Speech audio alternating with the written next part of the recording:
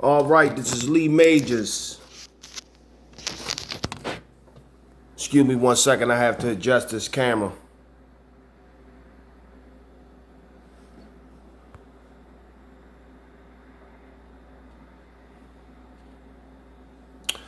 Anyway, I wanted to definitely come up on here today and got lint and shit in my head.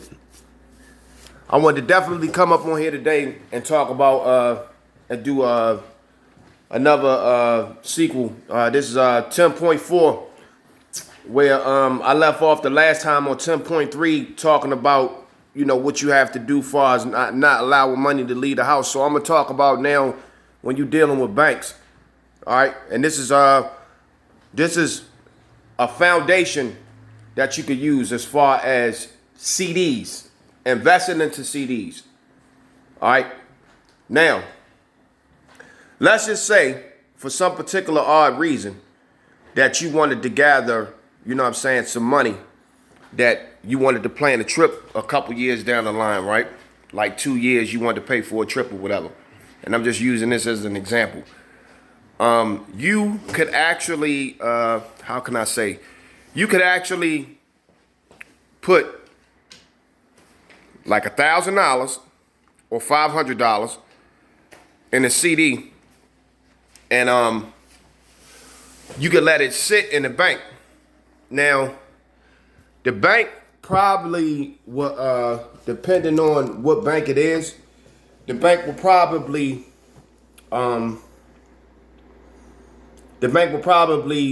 charge maybe like 1.15, 1.50, 2.15% on the CD, depending on how the CD is and how much interest that it gains. Now it varies because of the amount of money. If you do like $500, it may gain,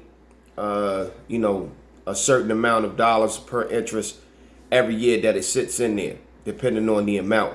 I know if you do it at large amounts, at like 25,000, I had looked at a bank called Vanguard, and they got like numbers of examples of when you put in, like if you buy a CD for 25,000 and you let it sit in the bank, for 20 years, then you make damn near $100,000. If not $100,000, I know that that 25,000 and some change will make you like $768 a year. All right, so that's what CDs is for. That's where they got this thing called banking investment. Is when you invest into the bank. Now this is a whole different kind of investment because you're investing into the bank. But the beautiful thing about investing into the bank that you're keeping your money at is that you are investing into the bank and its function.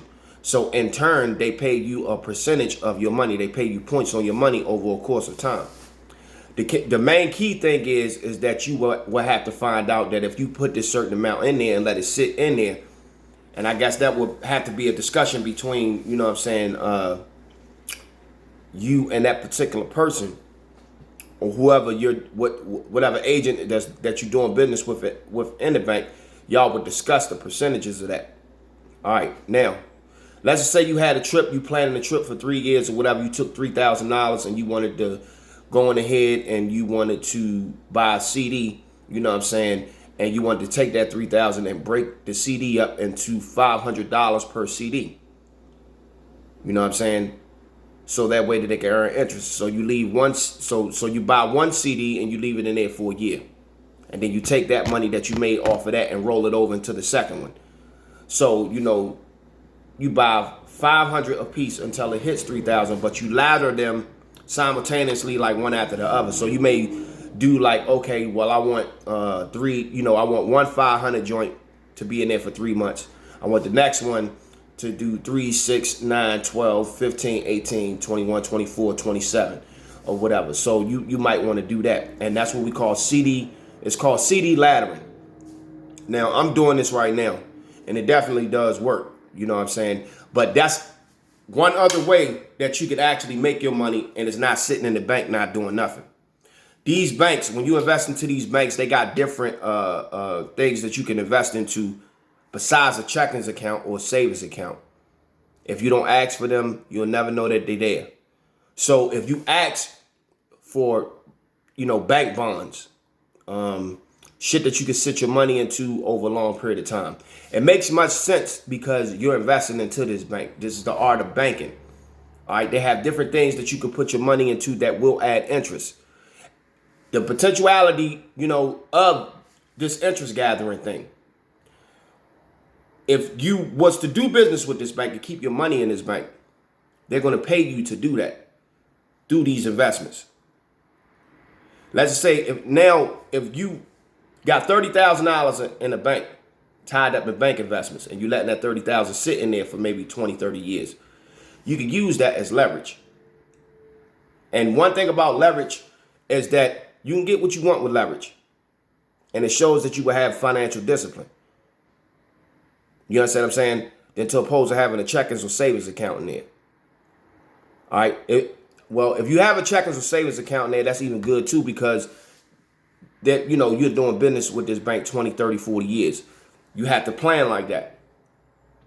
All right. You have to plan like that. So if you got a checkers account, my advice to all these people that, like, if your bank is like any bank, Bank of America, Wells Fargo, whatever the fuck it is, you want to go ahead and you want to purchase stocks, not just only stocks, all right, because that's another thing.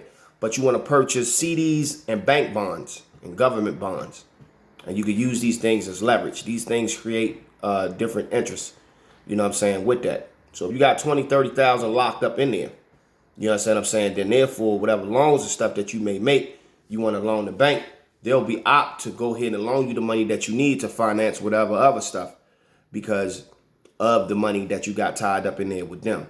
This is how bankers do business. All right, because those things are assets. So whoever told you don't invest in the CDs, they bullshitting. Invest into them. All right, you won't find out nothing unless you try that shit yourself. And how I know is because I got investments tied up into that. As we speak right now, I'm building up, monies to go ahead and purchase a house, a 6-bedroom house, as far as of this year, by the time next year comes, because we signed another year on the lease, so that way I can build more capital up in there. But what I'm doing is that I'm establishing a relationship with the bank institution who I'm running through. And right now, Bank of America is the bank that I'm with.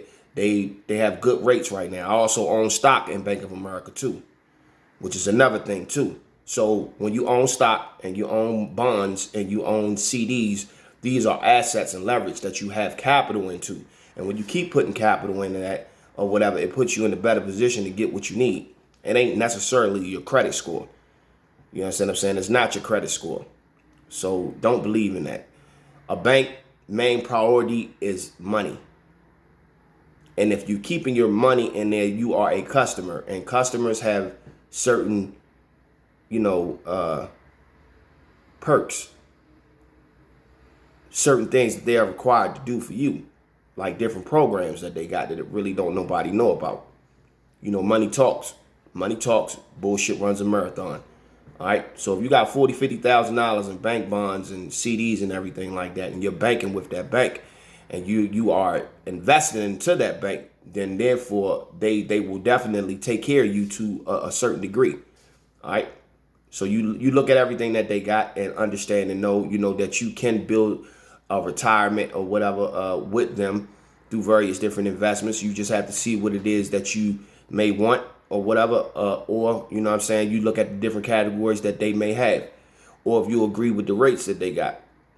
So that's banking investment, all right?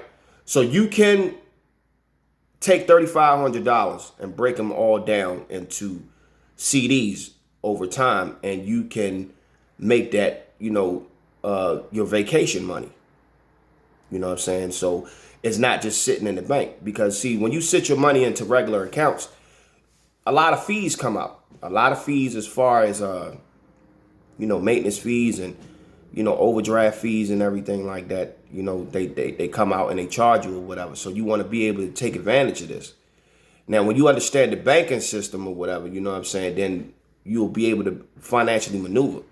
I also did some other research, as far as looking up the what banks offer the highest interest rate when you do purchase a CD. Now I know Vanguard, they was offering the rate at 2.15%. That's when I had typed in the $25,000, and I saw, that at $25,000, if you keep it in there for 5 years, the shit grows $768 a year.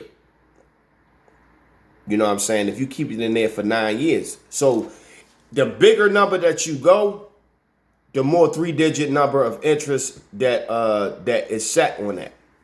You understand what I'm saying?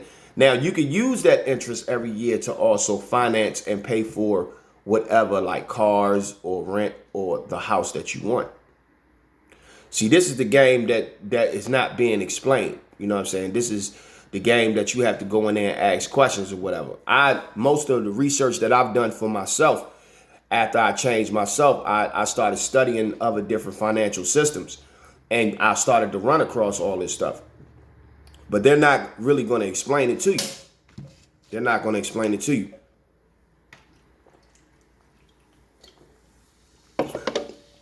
So that's what banking is all about. I take the time out on here, to explain to people that when you go in there, right, and go in there, and if you don't believe me, go in there and ask them, okay, well, what's the rates on your CDs? They got some CDs where you get 0.0%. It all depends. Now, if you're really serious about investing your money, then therefore you can't come half-assed. So if you got $2,000, all right, you know what I'm saying? You could break that $2,000 up and you could CD ladder them, meaning you ain't got to buy one CD for $2,000. All right. You could take $500 and ladder them and do like 3, 6, 9, 12, 15, 18, 21, 24, 27. All right. So each time that a month passed for the first one, you take the money that you earned and the interest will actually double and the gain will become faster. Interest, and let me understand, let me tell you this. Most Americans are in debt by interest. The way to turn this around is to put your money into interest gaining things that will pay you points on your money at a certain rate. And depending on that, you know what I'm saying, if you do about $30,000, $40,000, if you got that $30,000, $40,000 adding you interest from all different, parts of whatever investments or how you break that $30,000, $40,000 down, then therefore you can gain your 17% a year on interest extra. You understand what I'm saying? So it's not about how many jobs that you work. People run around getting like 4 and 5 and 18 and 4 and 5 and working all these jobs when you could work one job. You can literally work one job and you can take that money. It's all about the growth, on how long it takes to build your financial engine.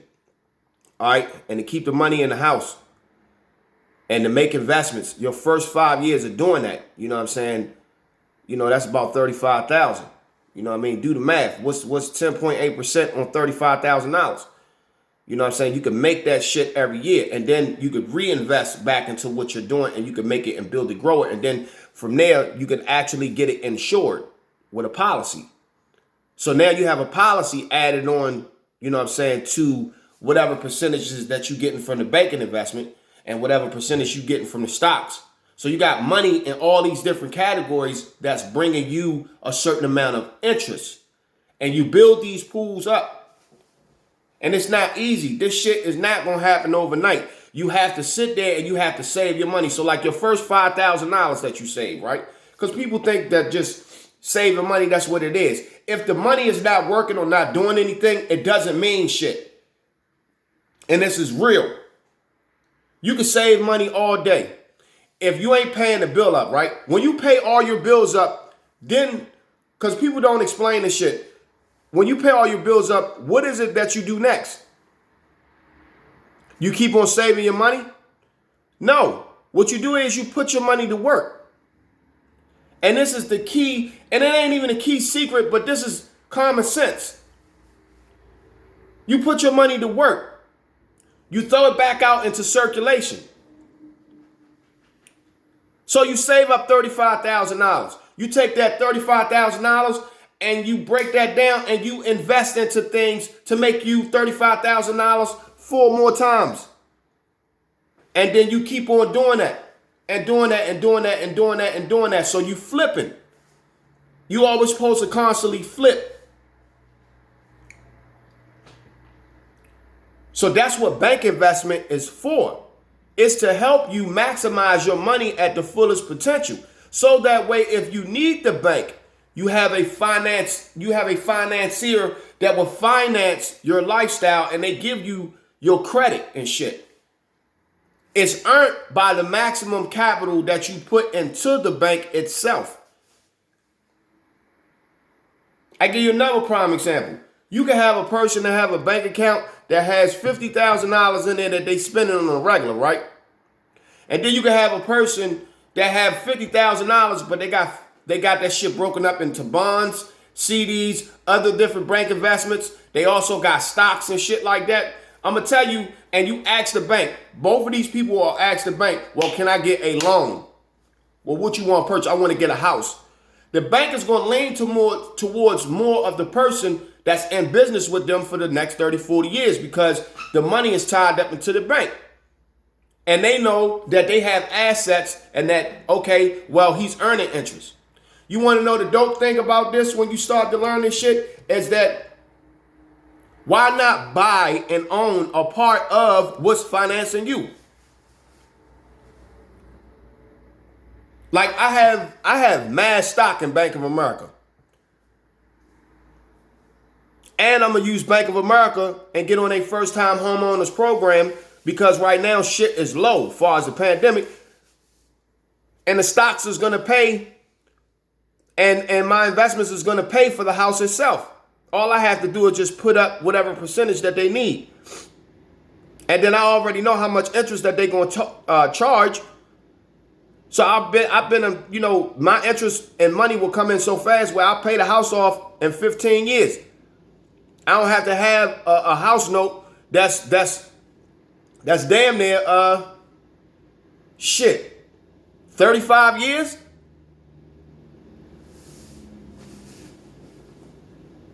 Because niggas don't know how to break down the mortgages and they don't know how to break down, like a mortgage payment is broken, it's fragmented into 3.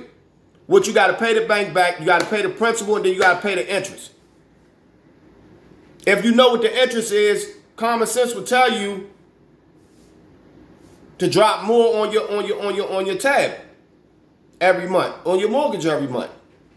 And make sure that the bank, say that you pay the interest off just as well. But if your investments is doing straight, then you ain't even got to pay for the mortgage because your investments, if you keep putting money into your investments, your interest will pay the mortgage itself.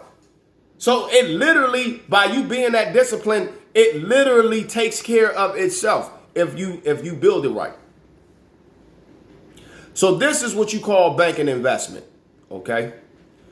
All right, it's just as simple as that. Find out, 1, how much the CDs cost far as the amount of money that you want to put in.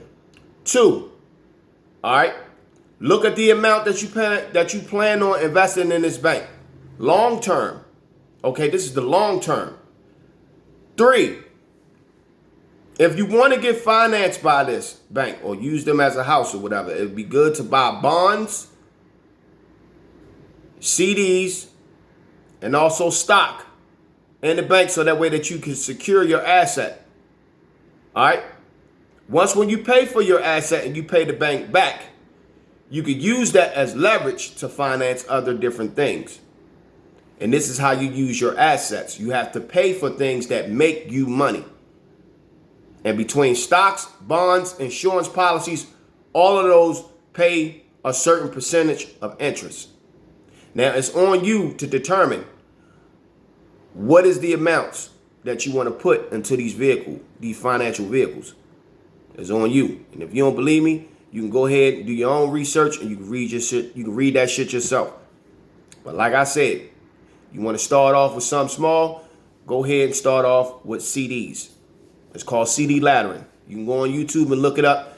You know, when I looked it up, you know, I tried the shit and it works. You know what I'm saying? So I'm just letting everybody know, you know, that it works. I'm talking to my people and I'm letting y'all know that it does work. You know, banks are only there for those who, how can I say that, you know, that are well financially disciplined within building a certain amount of capital. All right. Oh, and another thing too, I wouldn't go over $50,000 a year.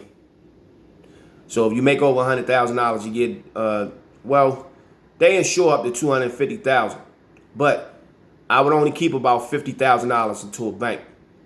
If you're gonna do $100,000 or $200,000, I would go ahead and get an insurance policy. You know what I'm saying? That's real good. You know what I'm saying? That pays 7.4% interest, and I would keep the money in the policy. Yes, insurance policies. That's store your money there. You could become your own banker by doing that. You know what I'm saying? You don't have to always keep your money in the bank, but if you want to do business with them, you can do that. So you have the power. All right. This is Lee Majors. This joint is I said 10.3, 10.4. This should be like 10.5 or some shit or whatever. But yeah, I'm gonna do a 10.6. I'm gonna do something as far as the dividends and explaining that shit to y'all on stocks. And the way how I'm explaining it, it's not gonna be some ring around a rosy pocket full of toilet. I'm gonna get straight to the fucking point. All right. If you fucking with the stocks, and I'm gonna leave it on this note. If you fucking with the stocks, right? If you want to get if you want to make 10.8% interest every year, all right. If you put $1 million into a stock, I can guarantee that you will gross about $30,000 a year in interest off of the stock, depending on which ones that you pick. You could build and pick your own portfolios on shit that you like or whatever. You understand what I'm saying? All right. But there's other different investments out there that you can make besides the stock market. But if you're going to do that, if you want $30,000 a year coming from the stock, right? The key thing is don't sell all your shit. All right. Buy up as many shares as you want. When you need to finance something, you can sell some. Sell half, keep half. Sell half, keep half. Ain't no difference than like selling drugs and shit. You know what I'm saying? You don't sell the profit from your first package. You start making a profit on your 10th package. So that way it can finance itself. So let's just say if you want to buy a car or something, you got 36,000 shares or whatever. Okay, sell 12,000 shares and then wait about a couple of months and buy the 12,000 that you sold back. So that way you can still have some stock in the country. I mean, some stock in the company. I said country. Some stock in the company. But that's another conversation we're gonna have. So I'm gonna explain to y'all all the perks that you could do. And everything that I'm explaining on here, when me and my girl and shit, you know what I'm saying, we do this shit. You understand what I'm saying? So, you know, we ain't rich like the Rockefellers, but we damn sure ain't hurting. And damn sure niggas can still pay their rent and phones not getting cut off. So thank God, you know what I'm saying, I'm able to help the family. Anyway, peace and welcome to 10.5. This is Lee Majors. Welcome to the, you know what I'm saying, How to Manage Your Money channel. You understand what I'm saying? And yeah, I'm going to share some more of this ism with y'all. All right? The strength and mobility, you know what I mean? Urban Special Forces, we out.